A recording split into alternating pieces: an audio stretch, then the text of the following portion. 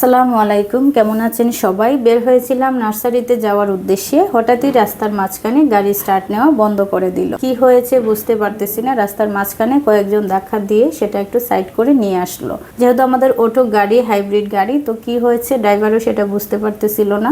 তারপর গ্যারেজে কল দেওয়া হইলো, ওইখান থেকে দুজন মেকানিক পাঠাইলো। তো মেকানিক আসলো, কিন্তু মেকানিকও কি হয়েছে কোনো সমস্যা খুঁজে পাচ্ছে না। গাড়ির যেই জায়গায় সমস্যা হইতে পারে মেকানিক সব জায়গায় স্ক্যান করে দেখতেছে, কিন্তু কোথাও কোনো সমস্যা পাচ্ছে না। যেহেতু ব্যস্ততম রাস্তা, চতুর্দিকে গাড়ি আসতেছে, ট্রাফিকও বারবার সমস্যা করতেছিল, এসে ওয়ার্নিং দিচ্ছিল গ্যারেজে নিয়ে যাও, এখানে রাখা যাবে না গাড়ি। কিন্তু আমরা তো গাড়ি স্টার্টই করতে পারতেছি না, কোনো সমস্যাই খুঁজেও পাচ্ছে না। মানে সারাটা দিন আমাদের এই টেনশনে গেল। বিকালবেলা গাড়ি গ্যারেজে নেওয়া হইলো। গ্যারেজে নেওয়ার পরে যেটা সমস্যা ধরা পড়লো, সেই সমস্যা শুনে তো আমাদের মাথায় হাত। আসলে গাড়ির কোনো সমস্যাই হয়নি, গাড়ির তেল শেষ হয়ে গিয়েছিল, সেজন্য স্টার্ট নেওয়া বন্ধ হয়ে গিয়েছে। গাড়ি কিন্তু বারবার ওয়ার্নিং দিচ্ছিল যে তেল শেষ হয়ে গিয়েছে, কিন্তু আমাদের ড্রাইভার সেটা বুঝতে পারেনি, আমাদেরকে একটু জানায়ও নি যে গাড়িতে তেল নেই, যে তেল ঢুকাইতে হবে।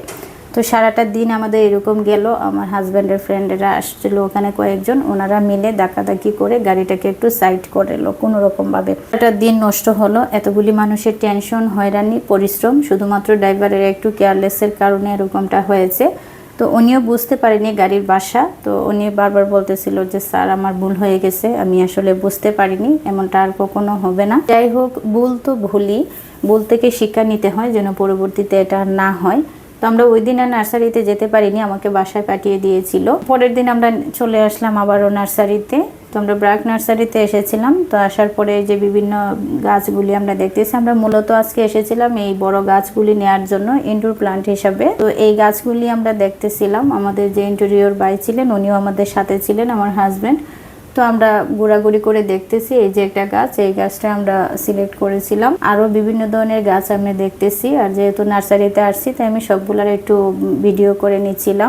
এটা হলো লিপস্টিক গাছ। এটা আমার মেয়ে আবার অনেক পছন্দ করে, আমার কাছে খুব একটা ভালো লাগে না, এটার গন্ধটা কেমন জানি, আর হাতটা একদম কালারিং হয়ে যায়।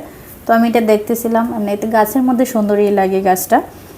তো এই যে চতুর্দিকে আমি একটু ঘোরাঘুরি করে সবগুলা গাছ একটু দেখে নিচ্ছিলাম যে কি কি গাছ নিব। আমরা বেশ কিছু গাছ নিয়ে এসেছিলাম। তো এই পুরা নার্সারিটা ঘুরে আমরা দেখতেছিলাম কোথায় কি আছে। অনেক ধরনের গাছই আছে, যার যেটা পছন্দ হয়, কিন্তু সবগুলা গাছ তো আর নেওয়া যায় না, বা সবটা তো সবার ভালো লাগে না। তো এই একটা গাছ, এই গাছটাও অনেক ভালো লাগে, এটা বাহিরে দিলে সুন্দর হয়, কিন্তু এটা একটু কাঁটাযুক্ত গাছ, একটু কাটা কাটা। তো আমার হাজব্যান্ড বলছিল যে এটা নেওয়া যাবে না, যেহেতু আমাদের বাচ্চারা আছে, তো কাঁটাযুক্ত কিছু নেওয়া যাবে না। তো আমরা আরও দেখছিলাম যে কি নেওয়া যায়। মূলত প্রপার ইনডোর প্লান্ট খুঁজতেছি, যেটা রুমের মধ্যে রাখবো আমরা। তো আমার বড় ছেলে গিয়েছিল আমার সাথে, আমার ছেলেও একটু ঘোরাঘুরি দেখতেছে যে কী অবস্থা। সে একটু বয়স দিতে চাইছিল, কিন্তু পরে আবার লজ্জা পেয়ে গেছে। তো এই চতুর্দিকে একটু ঘুরে দেখতেছি স্নেক প্লান্টগুলি। স্নেক প্লান্ট অবশ্য আমার বাসায় আছে, তার জন্য আনি নাই। তো আমি কিছু মানি প্লান্ট দেখতেছিলাম যে মানি প্লান্টগুলি কেমন। তো মানি প্লান্টগুলি দেখতে ভালোই লাগতেছিল। তো মূলত এগুলি আমার আছে, যার কারণে এগুলাতে আমি আর আজকে হাত দিই নাই, আমি শুধু একটু দেখে যাচ্ছিলাম। এগুলি অনেকগুলো একসাথে মানি প্লান্ট থাকলে সুন্দর লাগে সেটা দেখতে, অনেক লতা পাতা হয়, তো এই লতাগুলি দেখতে মূলত সুন্দর লাগে। আর এদিকে ছিল সব ছোট ছোট গাছগুলি, যেগুলা মানে ফুল ইনডোর না এগুলি।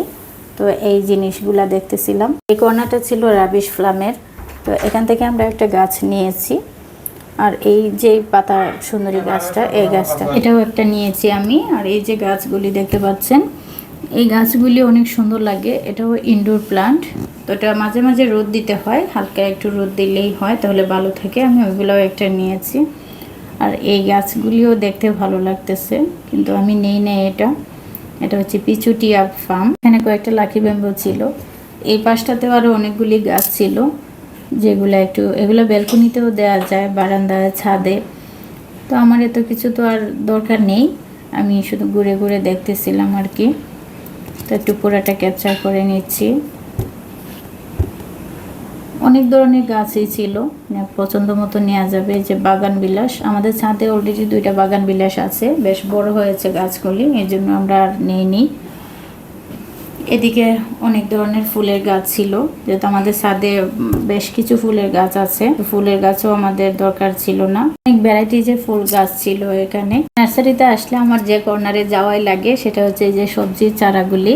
এই সবজি চারাগুলি আমি নার্সারিতে আসলে এই পাশে আসি আর কিছু না কিছু চারা আমি নিয়ে আসি। তো এখানে অনেক ধরনের চারা ছিল, বেগুনের চারা, লেটুস পাতার চারা, মরিচ, ক্যাপসিকাম, মানে বরবটি, অনেক ধরনের চারা ছিল। আর এবার বৃষ্টির কারণে কোথাও চারাগুলি বড় হচ্ছে না, ঘন বৃষ্টির কারণে চারা অনেকবার দেখা যায় বীজ নষ্ট হয়েছে। তো চারাগুলি তো ছোটো ছোটো ছিল, তাও মানে সব ধরনের চারা ছিল না বৃষ্টির কারণে যখন আমি গিয়েছিলাম আর কি। তো এখান থেকে আমি কিছু নিয়েছি। এটা হলো এই যে ক্যাপসিকামের চারা ছিল, তো আমি 2 পিস ক্যাপসিকামের চারা নিয়েছিলাম। আর বেগুনের চারা নিয়েছি।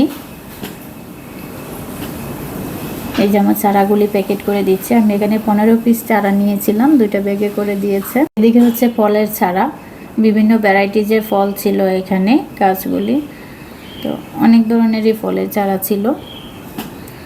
তো এদিকটাও আমি একটু ক্যামেরা বন্দি করে নিলাম। তারপর আমরা চলে আসলাম ইনডোর প্লান্টে। এখানে সব কিছু ইনডোর প্লান্ট ছিল, যারা ইনডোরের, ওইটা ইনডোর প্লান্টের আলাদা একটা রুমই ছিল। এই যে লাকি ব্যাম্বুগুলো অনেক সুন্দর লাগে, লাকি ব্যাম্বু আমার বাসায় আছে অনেকগুলি। এগুলোও আমি একটু ঘুরে ঘুরে দেখছিলাম। কি গাছ আমরা কিনলাম সেটা না হয় অন্য একটা ভিডিওতে আপনাদেরকে দেখাবো। আজ এ পর্যন্তই। এই তো গাছগুলি আমরা গাড়িতে উঠিয়ে নিচ্ছি। তো ভালো থাকবেন সবাই, দোয়া করবেন আমাদের জন্য, ফ্রেন্ডস অ্যান্ড ফ্যামিলির সাথে শেয়ার করবেন আমাদের ব্লগটা। পরবর্তী ব্লগে দেখা হবে, সেই পর্যন্ত ভালো থাকবেন। আল্লাহ হাফেজ।